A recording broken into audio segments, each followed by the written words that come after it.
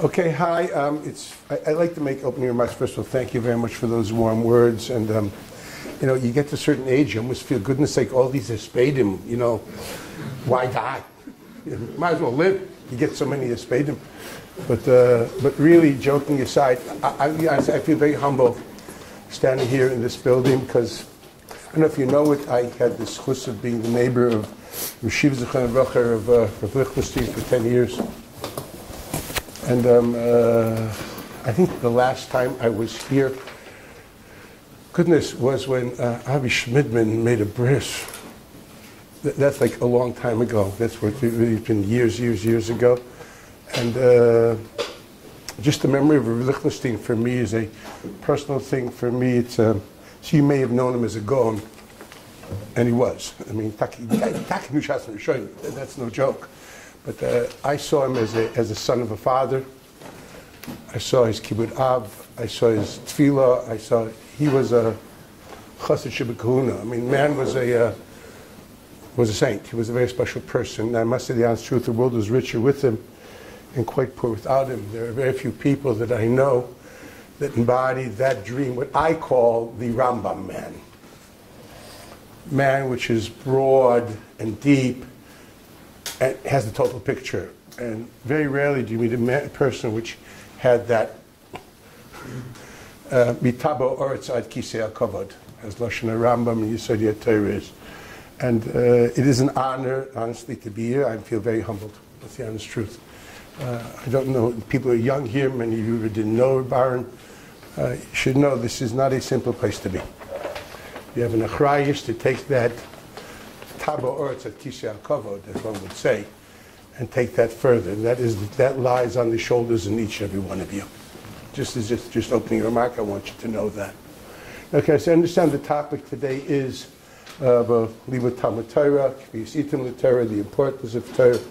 Now, the honest truth is, I don't usually stand. You always see me in NCSY. No, I'm not going to. I'll do it. In Yiddish, they say, "Mishteitun meret, mezitztun melernt."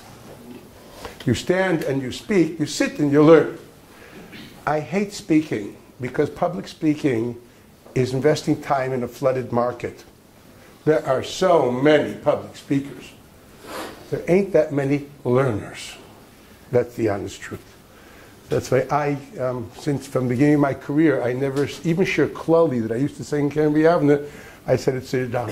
I really believe that sitting down, the Rav sat down. Sitting is a different way, but what can I do? This is covered at Tzibur, so I'm going to have to stand. So you're rutzing that I'm sitting. Okay, let's call it that way. In my mind said I want to learn something here and not just pontificate or anything like that. I first like to start with an important idea. Look, we live in we're here, we're learning, thank God. Your obvious question is that you're here for whatever time you're here, how you should be here for knows how long. You get stuck here. It's a pretty good rut to be in. But at the end of the day, most of us come here for a limited amount of time. And then we go on further and we go into our multidisciplinary lives. Hopefully you'll go to let's say, wherever you're going to be. Okay, but you are going to have to learn how to balance your values of whatever you're doing plus Limud Torah, and you have to find its right proportion, its right place. And that is not an easy task. It's quite easy, I hate to say it, to stop the world, to get off and just learn all day, but that's not exactly what God meant for it to be. We're in the Midbar for 40 years, and we ate manna from heaven and had mei be'er. But afterwards, we left the Midbar and we became farmer warriors. And that was the tzura of Klal Yisrael going on from then on and further. The farmer warrior is the tzura, that's the image of the Jew. Going further and further, those who learn Rambam will appreciate this in a broader way, in a deeper way, but this is the way it is. And one has to know how to juggle these values. And if yes, once we know there's a juggling of the values, why is it true? So I do want to start with a Gemara, which I somehow find it's a bit lonely and misunderstood. Very famous Gemara, you have it in front of you. The Gemara is in Brachos, Daf Lamed Hey Amud Beis.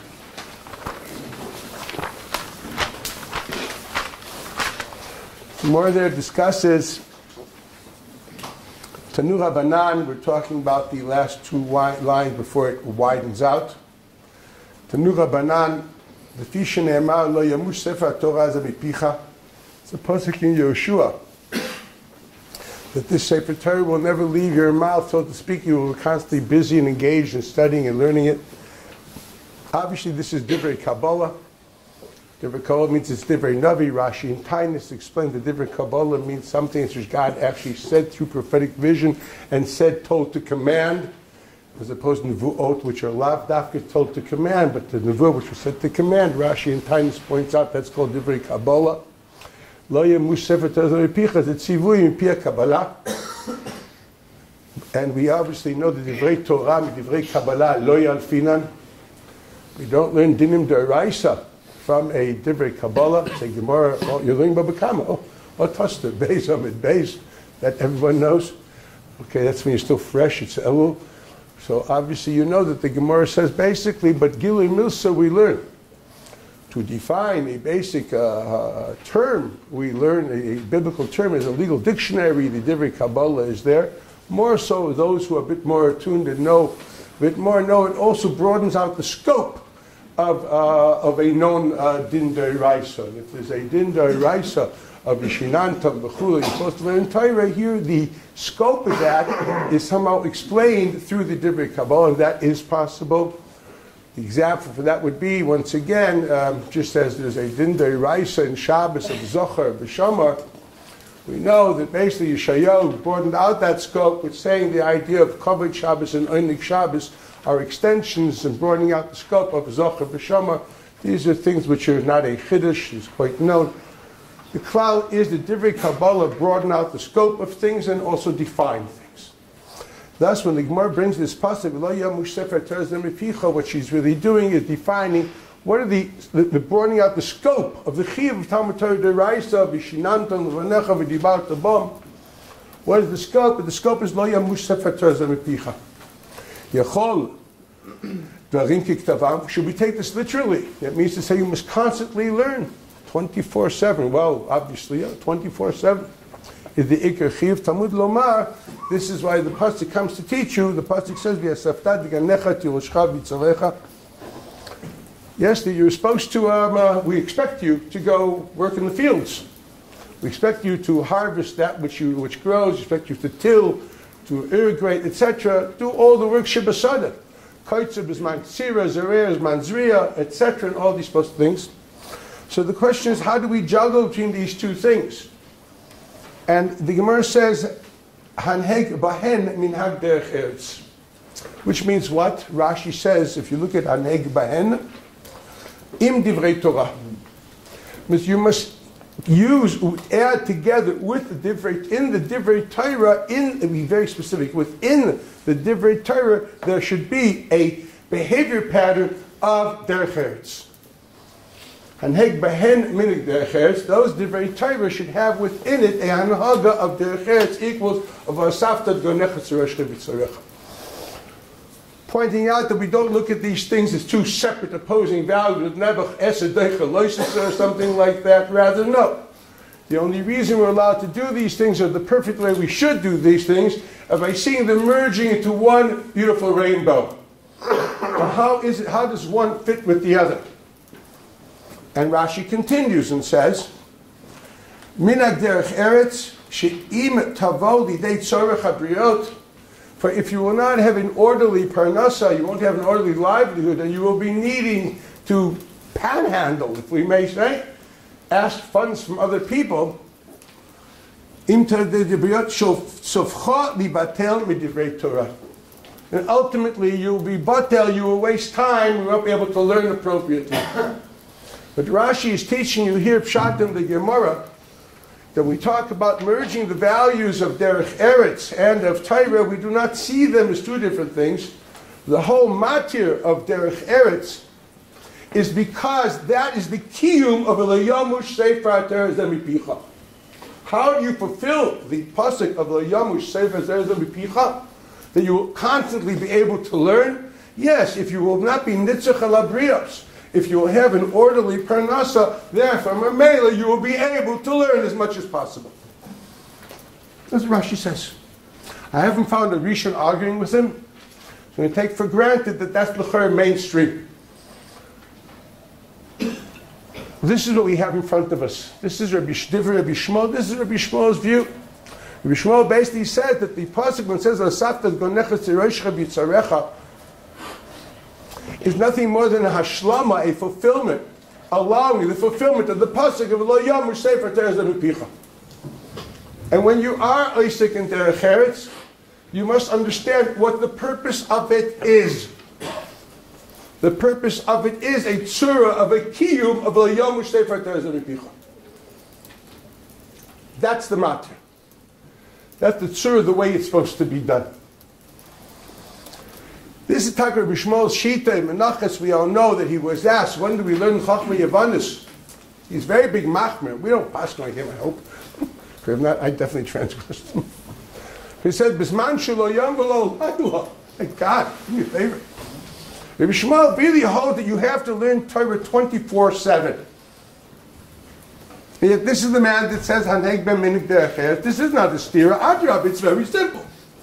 Whatever is needed for you to be able to live, I would say, a normal, balanced, financial, emotional life. I'm going to add things here without going into the broad picture of it. That is a kiyum of Lo Yamush Sefer Torah Mipicha. For me, that may be reading a lot of books. For someone else, it may be a golf game. It may be. If that's what he needs for mental release and psychological development, yeah, it's part of the deal. Me, I like reading. Other people do other things, okay?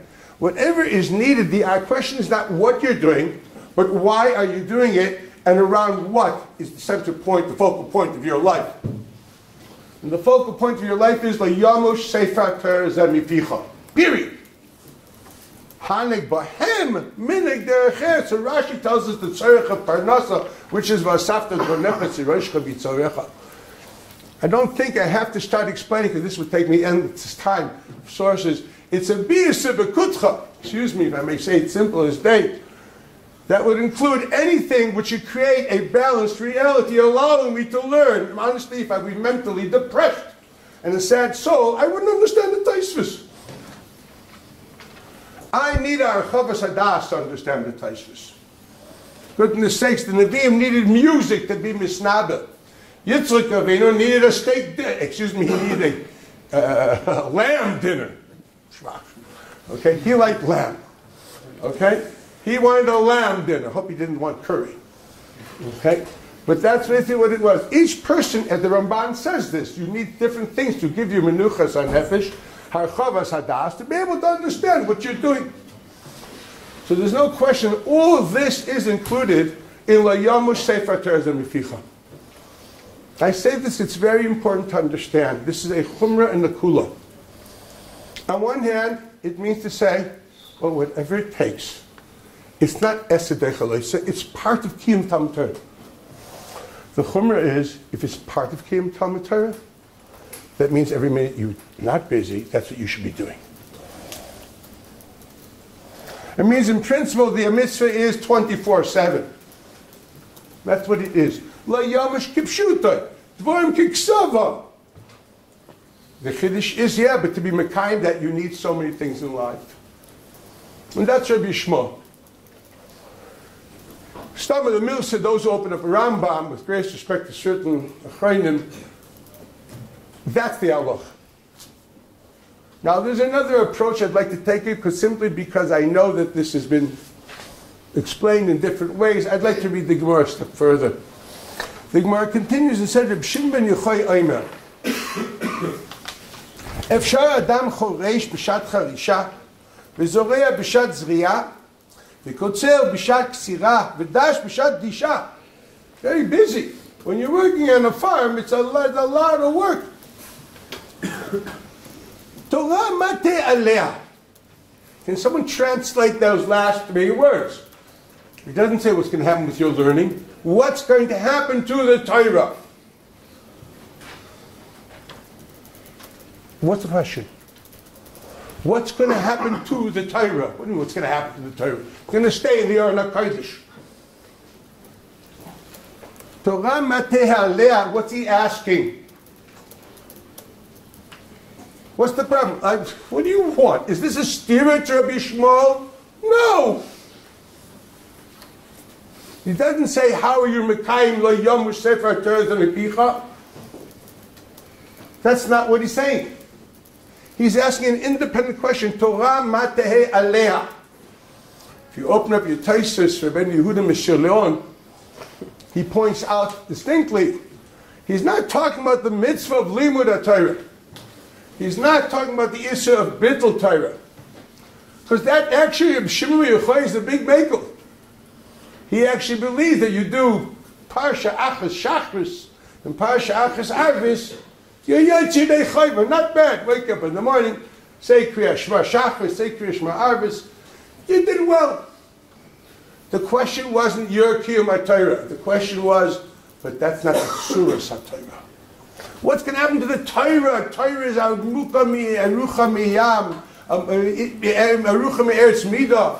It is so big, it is so deep. Who's going to know it? If this is what the pasuk is talking about, the people are going to be farmer warriors the whole time, where will there be true scholarship of that degree? Where will that happen? Torah mate aleha matiyem Torah. I repeat again, the Lashon the Marim Yisrael, it is Torah b'shleimutah. You're bittul Torah, you're taken care of. Rabbi Shmuel, you did well. Very nice. It goes well for most people. But what's going to happen to was wird sein mit der Torah? What can I tell you? In this I should say the Torah. What's going to happen to the Torah? Who's me, Yeredeya, me, Avishmua? Who's going to answer the questions? Who's going to know this and that? That's the serious question. Torah mateh there. And then he says, therefore he interprets the psukim differently. And he's talking about an ideal reality. People who are taisvus, right? Tzadikim gemurim. Lashon taisvus. Like Shimon bar Yochai and his son, which were Teirasam Umanasam. Those people, Kadosh Baruch Hu says, you know what? You're such a special person. God will take care of you. If you're willing to live in sand, are you willing to have only, you know, I can say, it's chavuvim. I still remember the child on Tu B'Shvat, they used to give us chavuvim back in Chicago. I says, God, that's what Israelis eat? I didn't want to come here. Did you ever taste it? Then I came to this country, I realized what they gave us in school was Michael Behema here. You know, who eats this stuff?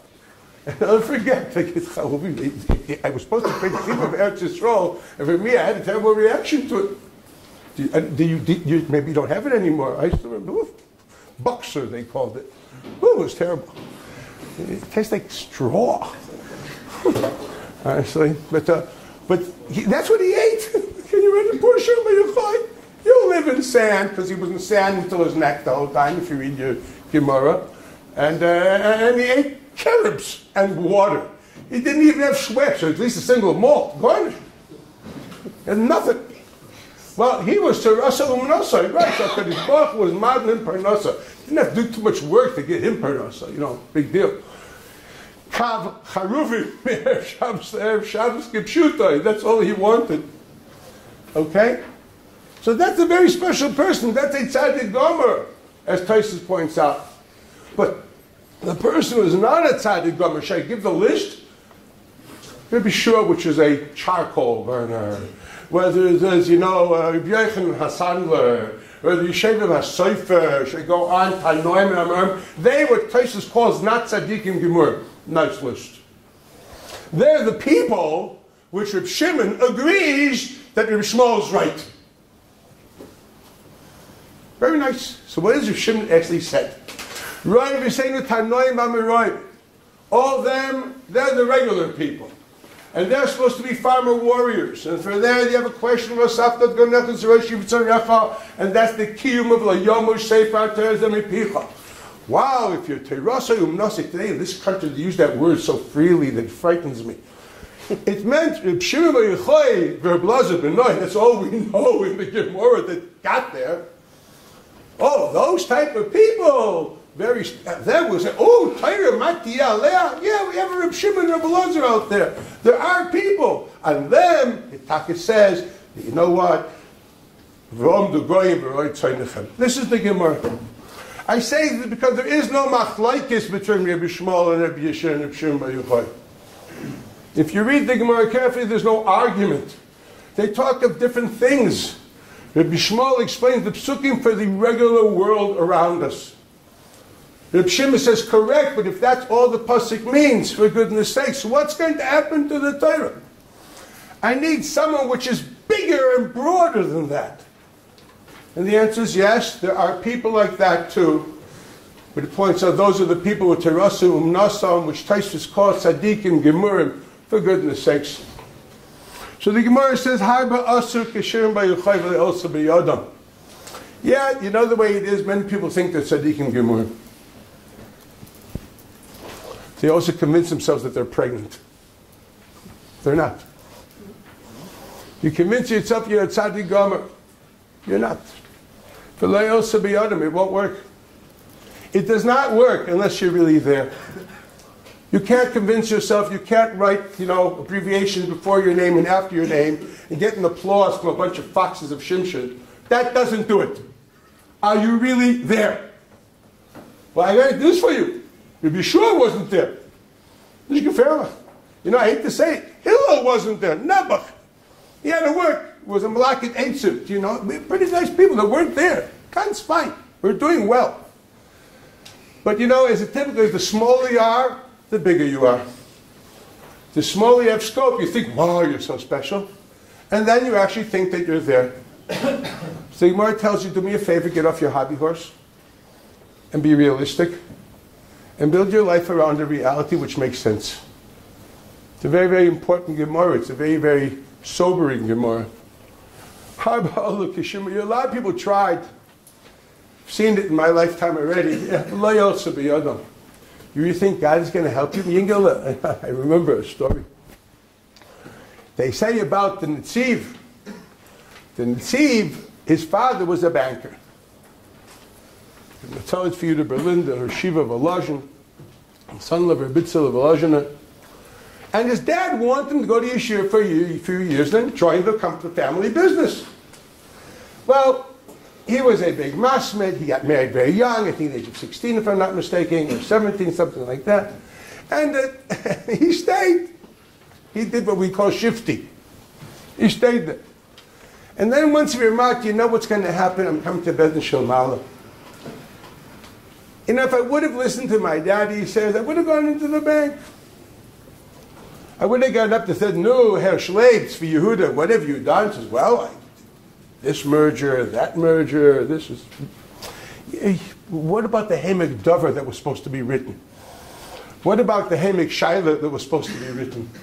What about the Meshiv Dover that was supposed to be written? Because I actually could have done more. So I once heard from Yeshiva Soloveitchik, the son of the Brisker Rav. Yeshiva says there's also people the opposite. They have dreams of grandeur. And they come to bed in the Shema and say, what did you do with your life? Oh, I wrote this book. I wrote that book. And of course, the book says, yeah, but what about the mergers? What about the business deals? You were supposed to do that. The man has to be wise and understand who you're holding. It's very subjective, but demands intellectual honesty. A very hard thing to have. But that does demand that. Man has to know, Mata, Mayichotecha, where can you contribute more? Your life is not for self-fulfillment, it's for Kvod Shemayim. Where is the Kvod Shemayim in your life? Where will you lead to? Will you be a lawyer, a doctor, or maybe actually fall in the rut I fell in and be a Torah teacher? That's what to be. I got no complaints. My mom, at Yema Achron, was angry at me. Always told me, Mendel, you could have been a good lawyer. Really. I could have been a good lawyer. Believe me, I could have been a good lawyer. And that was actually my plan. I was on my way to law school. Whatever happened, happened. We're not going into it. They got nipped in the bud, and here I am. Teaching Torah. What is it for so many years? Almost 40. Yeah, no complaints. You know, God takes you to where He takes you. It's clearly, you know, there is Hashgacha Pratis, at least in my life. I don't know about others. Definitely there. And, but that's the question which has to be asked. I'm going to be honest about this. Who are you? What are you? What can you contribute more for Kavod Shamayim? That's the question. Is the Kavod Shamayim coming out of you, it's maximized through being like Shimba Yochai? You know what? Hill didn't think he was. Rabbi Shua didn't think he was. Rabbi Sando didn't think he was. It's unbelievable. So please look in the mirror and make sure it's not a circus mirror that makes you look better than what you are. And ask yourselves those questions and mean it. And that's what you should follow. Not any rabbinic advice, excuse me, but your own consciousness of being true and honest with yourself. That's the beginners. So I say before you ask, no machlokes. There is no machlokes. There's one day here. And the day is, yes, we are demanded to learn Torah 24/7. But whatever we do in life will facilitate that, enhance that, make us balanced people, which will allow us to have our chavas hadas and menuchas and nefesh, and to be marbi kavod shamayim, ultimately through learning Torah. La yamu sefer Torah picha is pshutai. The nafkamin is hanig ben minig derech eretz. Yes, to allow that to happen, we actually have to be down on this earth too, which means parnasa, which means whatever it means to each and every one of us, and we're different. I have my avenues through which I breathe, relax, enhance. There are multiple things I think today that if I wouldn't have read them, seen them, heard them, it would be totally a different person standing in front of you today. And it's only, and this is not the place where I will discuss this. Let's just put it mildly, I grew up in the 60s. So many things you saw, heard, experienced, no. You're going to put on your site, and then I'm really going to, but no one's going to fire me anymore, but still, who cares? Whatever it is, let's see. We saw, heard, experienced different experiences than you would even dream about today. Let's leave it at that. There's no question that all that formed. Example, I was talking about myself. My capabilities of interacting with you today. May spoke about old people that still talk with the youth. The 60s, Woodstock. You know what I mean? And Dylan, and I don't mean Dylan Thomas. They wouldn't know who Dylan Thomas is. That's the problem. That's your problem. You don't know who Dylan Thomas is. That's only a joke for people who hop with that. But you understand, that's really what we're looking at. There's no question that it all starts with one place. Is your focal point lo yomush sefer Torah mipicha? My daddy always used to tell me, there's so many worlds to live in. You know the world you should live in? He said, open up a Maram. Maram many times starts, Makshin ha'olam. The world asks. What world asks that? So my dad says, well, that's the world you should be living in. The world which asks those questions. The world which doesn't sleep at night because of a taisvis. The world which won't do well because it's choking from a Rambam. The world which finds its identity in Torah. That's the world we're supposed to be living in. That's the world of L'yomush Sefer Mipicha. Why? Why is it so important? So I can be a good Litva and say, why? As a state. Torah says so. But what the Rambam always tells us that it's roy, it's worthy to find subjective reasons for mitzvos. Rambam Chelik Gimel Perek Lamed Aleph, Perek Ches Me'ilah. We have to find subjective reasons for mitzvahs, which may not be the objective reason, but it's worthy roy l'chol adam to find subjective reasons. Kefi Kaichai. Rambam says that also in the Yad, also in the Meira. Ramban agrees with this in the famous Ramban on Kan Tzipor. It's a worthy idea to find subjective reasons for mitzvahs. Kefi koicha. So I'm going to tell you my take on this kefi koicha. You know, the Shailin Rishonim, whether women which are not mitzvah in a mitzvah sasei shazman grama, whether if they do it, they get bracha. Famous Tosfos in Kedushin. The Bechaber paskins that women do not make a bracha on the mitzvah sasei that they're patra. Yet the Mechaber says that women do make a birchas atayim. It's a very famous question. Ooh, it's got a beard like every John Doe on Shavuot talks about it. Okay, this is the topic in Nishmat. Okay, so you understand? Okay. L'maisa, what's the answer? L'maisa, it's a gra. It's a gra. And the answer is quite simple, because women are mitzvah in limud Torah. Maybe not from the pasuk Vishinantam v'necho dibar tabam, but there are other mechayvim of limud Torah. And those mechayvim of limud Torah is something we all share as Jews. And personally, that is my unique attachment to centrality of Torah. There is a mitzvah, basically, to know God. Rambam writes it, Mefurish and Sefer HaMitzvah is the first mitzvah. The mitzvah is not to believe blindly, but to actually to take a belief and internalize it to make it a vivid reality. It's called Yediyah. If you'll see the different translations found of Sefer HaMitzvah, specifically that of Rabbi Chaim Eller, which he translates the word in Arabic exactly, there's no mitzvah emunah in Rambam. The mitzvah is Yediyah, both in Sefer HaMitzvah and in the Yad. The people who thought there was a stira, this did not have a good translation of the Arabic. After we already have the Sefer HaMitzvah of Chaim Heller, and after it was used over to the Madurav Frankel. So in case you don't know, you should know, it's clear as day, the mitzvah is Yediyah. What does Yediyah mean? Yediyah does not mean specifically having a philosophical understanding, which is very important. Yediyah means literally to internalize something till it becomes vivid and real for you. If Chachma, we have it in this week's Parsha by Betzalel. Chachma is that which you take knowledge from other people. Bina is that which you understand and therefore give it broadness and scope. Yediyah is when it becomes internalized and vivid and real, connected.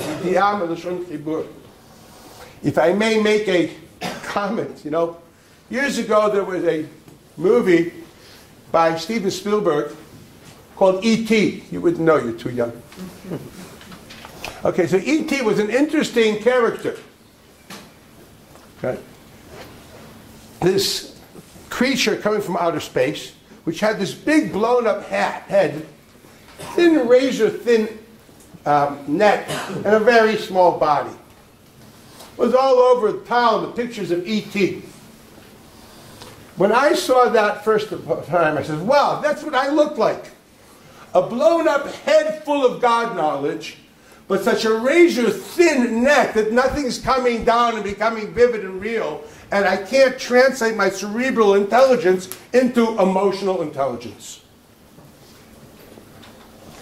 We're all a bunch of ETs. And the mitzvah, according to Rambam, is to walk away from that and broaden out our necks. That our cerebral intelligence should become emotional intelligence, ultimately the way we perceive things and how we naturally react to them. And Torah becomes not just a list of laws, which is quite sometimes can be boring. At the best, a lawyer's religion, do and not do. But actually becomes a value system through which the paradigm through which I experience reality, and therefore I naturally react through that vision. We here today in the modern world are challenged by multiple things when we do with our religion, because it stands in total polar opposite of our cultural reality. Not here also Lisvanis Barabim, but let's just put it mildly. There are multiple things in religion which challenge us. For me, Purim is a very hard Yom Tov. Can't understand why people would hate anybody, let alone some Nubian tribe that lived a few thousand years ago, which attacked my forefathers way back then. B'chlal, I'm an Ashkenazi. God knows who he attacked. And the Rambam says I'm supposed to hate them, right? Not just in Lashon Rambam, both in Yad and Sefer HaMitzvahs. Has anybody here hated Amalek lately? I find it very hard to believe that you did. So you may have heard Kriyas Parshas Amalek in 7 languages. You know, Ashkenazit, Sfaradit, Marakkite, I don't know whatever they do here. But the one thing you weren't Makayim, the Iker Din Deraisa according to Rambam. Did you walk out hating anybody? Nishta, you did Ke'ein, Zeichel L'churban. That which doesn't allow me, because I live on another planet than what the Torah is expecting. I do live on another planet. I also find it very hard. I'm quite happy there's no Ben Sura Meir. I wish I learned that now. Quite actually happy, you know. Oh God, you're an idachas. Give me a break. And that's this, you know, I was so happy when they said Lahir v'nivra. But then the Samar says, no, I was at the mound. Sorry, it happened. Pretty rough. I'm quite happy that Abba Mises Batlu. Just the thought of throwing a person down a few stories and stoning him with stones, or, you know, of 2 people putting a scarf around someone's necks and running in opposite directions is not exactly fit with my cultural self. Honestly, animal sacrifices are problematic. I mean, by the way, there's a whole list. I can do more. I always say, thank God there's only Pezai and Mitzvahs Ma'asiyot, according to Rambam Sefer HaMitzvahs. All the rest we don't have anymore. Sure. If there were 613, wouldn't know what to do with myself. To me, bluntly, in other words, Torah has not internalized into my persona, and I stand at odds with it. Now, I'm Orthodox. I am. I'm profoundly Orthodox, and not just Orthoprax. I try to be Orthodox. I mean, as I try to learn and think like a religious person, not just practice. But at the end of the day, there's an issue. There's a tension. Definitely tension there. How do I change that tension? Well, the Rambam says, first of all, get to know God. How do you get to know God? The Rambam writes in Sefer HaMitzvos, you know how to get to know God? Oh, there's another mitzvah before we go. Love God. Now, how am I supposed to love Him? Did anybody love God? Maybe you have to redefine love. Well, thank God for Rambam. That's all I can say. Rambam says the perpetual quest for proximity by constantly wanting to learn more about Him.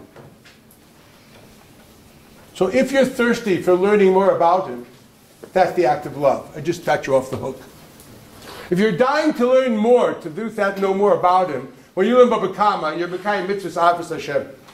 You'll also be Mekayim Mitzvahs Yedias Hashem. Because you know what you're learning Torah?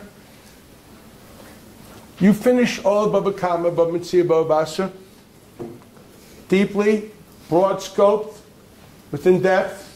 You analyze the halachic formulations, and you get to what we would call meta-halachic formulations. The world isn't small. It's each component ultimately leads to a broad understanding. One who walks out of Baba Basra doesn't understand the appreciation, the value of privacy, neighborhood, rights, monetary rights. Didn't learn Baba Basra. Learned a bunch of laws. One who learns Baba Metzia doesn't chap the intricacy of the relationships of Ben Adam leChaveroi. He didn't learn Baba Metzia. When we learn the Bavis, we basically learn the laws which govern our interaction between Ben Adam leChaveroi. And the Ramban writes in Veschanon, that's not enough. Now distill that. Distill all those ideas, look for the philosophical underpinnings, and create a value system. That value system is what God wants you to get to. It's called Vasisa, es hayosher ves hatov. Do that which is right, that which is good in the eyes of God, not in the eyes of Western society. But what is the moral code we have? The Yalachta B'drachav, the Ramban says, yes, that's Vasisas hayosher ves hatov. Ramban says, yes, you learn the pratim, distill them, ultimately you get to the klal. That's the Lashon of the Ramban. Same thing applies for how we interact, not just between people, with ourselves. Ramban says in Vayikra, in the Pasuk of Kedoshim Tiyu, the same idea. He refers to it. Says, yes, you know what? Learn Tyrus. And try to understand the values behind it. It's so interesting that he brings one idea. God is obviously obsessed with personal hygiene. Can you imagine understanding that it's important for the guf to be nucky? Brush your teeth, comb your hair, and that's a kiyum din of kedoshim tiyu. That's frightening. Talking softly. Not screaming in the street, hey, what were the scores like? Being mechubad. I say a language that you understand. Aslabotke.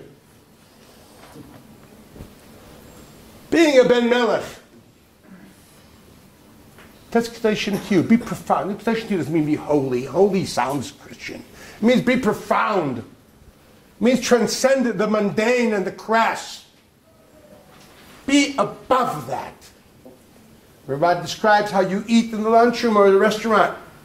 How many times do you go to a restaurant, especially in New York, where the tables are so close to each other in Manhattan? You know, and you can see people eating their steak and you think it's stuck to their face. Like they're in the plate. Did you ever see that?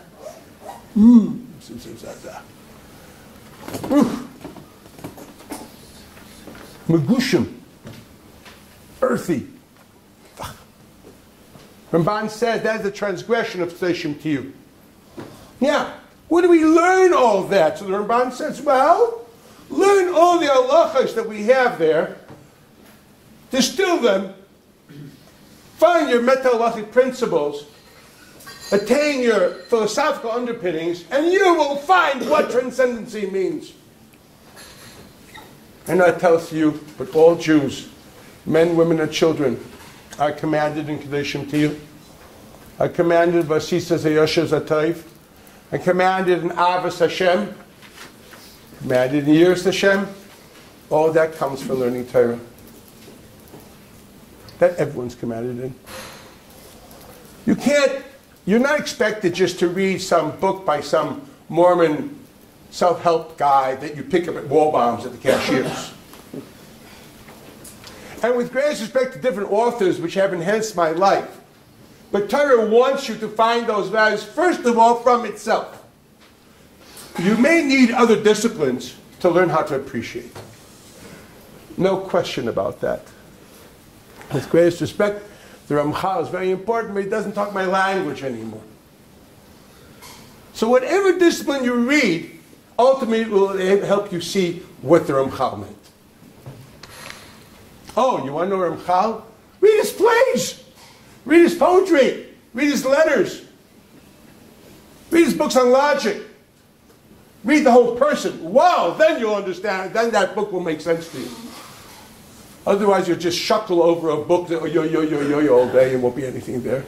And I'm sorry, being myopic is nothing I can handle. It doesn't work. It becomes very artificial. Yes, limited Torah is a chiyuv of all of us. You know why? Because we want to know God. I want to know Him. What can I know about Him? I can know His values. Well, you're going to date one day. Sorry, guys, if you haven't already. I mean, seriously. You know what I mean? You know when you date seriously? Okay, you giggle X amount of time with the spaghetti, and you go a little ice skating in Rockefeller Center. Very sweet and very cute. You know what really is dating is? Knowing who the person is. What makes her or him tick? Who are you? Who are you for real? It's an unfolding mystery. I still haven't figured it out. But that's the beauty of marriage. But first of all, well, what makes you move? God asked you to date him. Now you date him, learn him. Moran Shabbos, Anoichi is a Rashi Tevot. Anon nafshi yahiv katav yahiv. I've written myself in a book and given myself to you. Isn't it unbelievable? The author says, find the author in the book. Anon nafshi katav yahiv. I've written myself in a book and given myself to you. It's frightening. How can you not learn all day? Man of religion, which understands that ultimately his existence very much runs around his relationship with HaKadosh Baruch Hu. And everything else is a way of getting there. Man doesn't think, you get to my age, you stop thinking that you're the center of the universe. Suddenly realize that God is. With greatest respect, when you're young, you think you're a queen, Mela, a rook, a bishop. Hate to say it, guys. Pawn. Simple as that. Pawn. You know why? The older you get, you understand that Kadosh Baruch Hu is playing the game. It's his world. Our job is to understand him. Our job is to understand him, as the pasuk says in Navi Kol HaNikra B'Shmi, L'chvodi brativ yitzartiv afasitiv. It was for my glory that I have created at all. What does kavod mean? Now, sometimes I think God's obsessed with kavod. Al-Litzvak.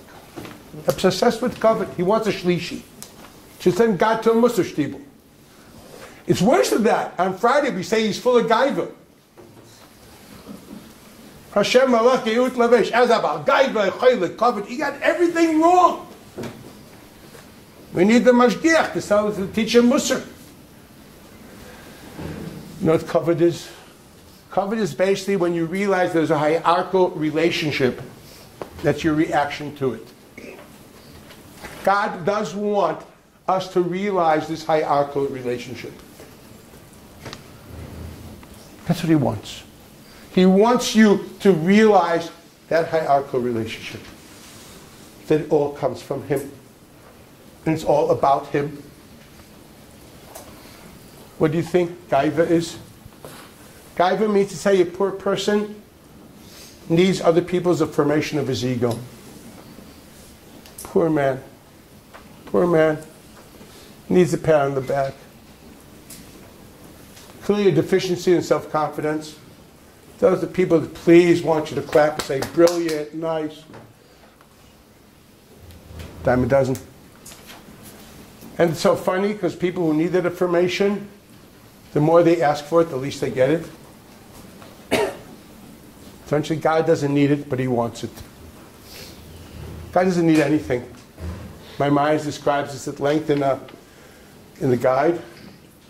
You talk of God doing things. He doesn't do things because he needs to.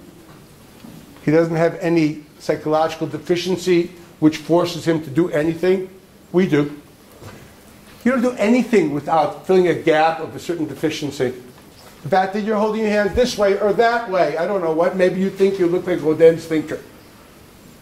I don't know why. No, I always think guys look like this because of famous picture of the Rav like that. What are the psychological reason for people to do things in certain ways? I don't know. They're all definitely psychological hang-ups. And we're filling that gap by doing whatever we're doing. God doesn't have any of that. In my mind, he's mentioned this at length. There's a whole chapter of that in the guide. When we discuss it, no. When we discuss God doing, what we mean say he is, if he be a human being, I would call him a rachum. If he be a human being, I would call him a chanun. But he isn't. He expresses his infinite self in rachamim and chanina. We don't define him. Because a rachum means a person who has a psychological necessity to be a rachum. And a chanun is a person who has a psychological necessity to be a chanun. Very nice. We should develop those psychological necessities. It's a good thing to have. Better than other stuff. But at the end of the day, God doesn't have those deficiencies. He expresses the infinite self. in a way that if he'd be a human being, you would call him Rachum, Chanun, Er Chapayim, etc. But don't define him. So when I say Hashem Malach Yehud Lavesh, it's not that he needs it, but that's what he does. So what does he do? He created a world for us to reaffirm his existence. The ultimate way of knowing him, of dating him, is not just by learning the metaphysics. It's by learning that Torah in depth and in scope. We're in a perpetual date with God. We should be thirsty to want to get close to him. Close to God. You can think that getting close to God is standing on a nice rooftop, closing your eyes, swooning, doing guitar, singing Kumbaya. But then you'll be close to your shoes. Close to God is knowing him. Close to God is internalizing his value system. Close to God is Valachta B'drachav. Close to God is that. Close to God is when you identify yourself totally through his mindset. That's what it's for. So when you open up a Baba Kama, my friends, break your backs. You better know that Masechta, by the way. And when I mean know, I don't mean reading and making an art scroll seal. Nice to do, too, it's a mitzvah. I mean, did you ever try, like, mamish knowing it? Like, cracking it? Take your time. I don't care how long it takes. Crack your time. Don't sleep at night. Break your back. You want to know Baba Kama. Because only after you know the whole Baba Kama can you really understand anything in Baba Kama. That's the honest truth. Especially Baba Kama, the Mikra. Like, who can learn the first peg without knowing half the Masechta? Until Merub. Then for that also you can't open your mouth till you know a Goyzl and a Goyzl. What am I supposed to do? That's the way this is. It's like your bubbles. You have to know all that. But not just to read it. Know it. The best you can. But understand that's your life's goal. Know God through knowing his Chachma. Know God by knowing it enough to find its values, its philosophical underpinnings, its erechim, its values. What is God want? What makes him say this? What does this represent? That's when you know God. That's an unbelievable date. Because some people do like speed dating with God. He doesn't want speed dating.